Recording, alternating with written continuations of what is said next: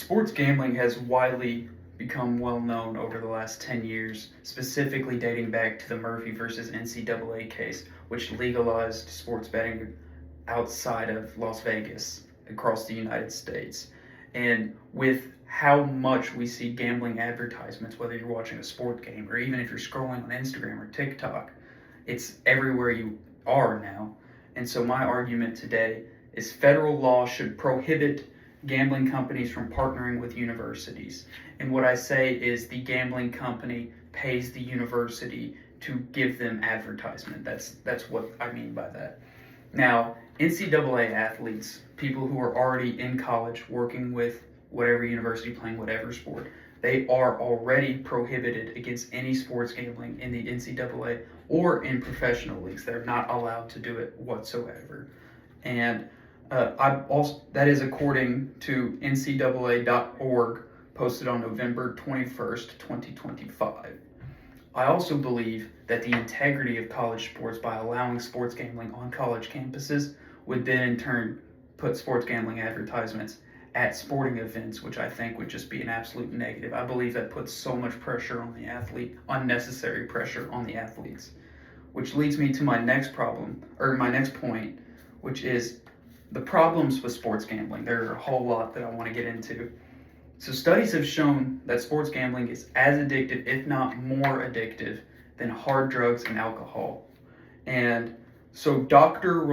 Rolando Gonzalez, an MD out of Florida, in an article posted on February 10th, 2025 by leehealth.org, says, the excitement of gambling and the chance of a big win can stimulate the brain's reward system, much like drugs and alcohol, which can cause addictive behavior.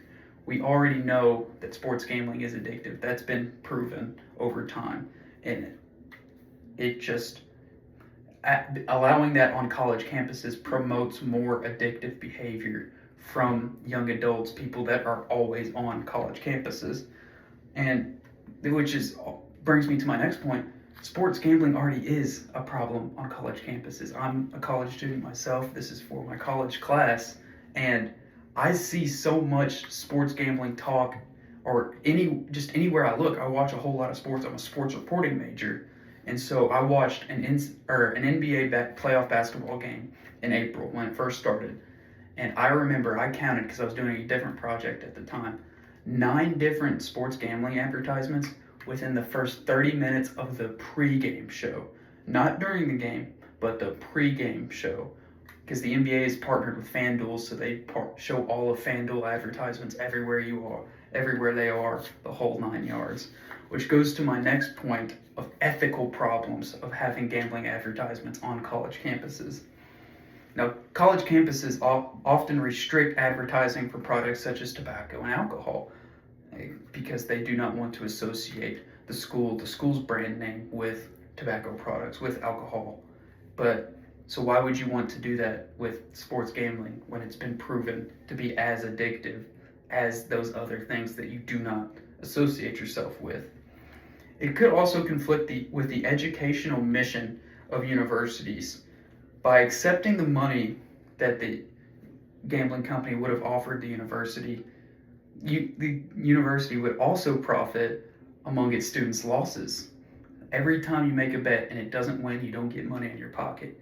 The school gets richer. It makes the school a profitable business instead of it being a nonprofit, which is what every single university in America is that's public.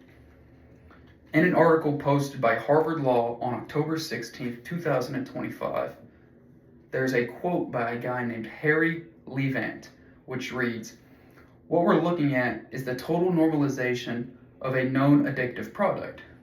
Does it get any more normalized than when a 9-year-old child visits Fenway Park for the first time and gets bombarded with BetMGM and DraftKings signs on the Green Monster? I mean, it's everywhere, like I've been mentioning. You can't go to a ballpark, you can't go to an NFL stadium, you can't go to an NBA arena without seeing FanDuel, DraftKings, Prize Picks, the whole 9 yards. Which comes to my final and maybe most important point of the financial harm to students. Now, an article published on December 21st, 2022 by universitybusiness.com, the title of the article reads, 1 in 6 college students are literally gambling with their financial aid. And that title was according to a poll of over 1,000 different college students. And a quote from that same article reads, consistent sports gambling leads to decreased quality of life, poor mental health, heavy substance use, financial issues, damage to social relationships, and on top of that, adverse impact on work and education, which is the entire point of a university. Why associate yourself with something that will ruin your entire point of existence? If that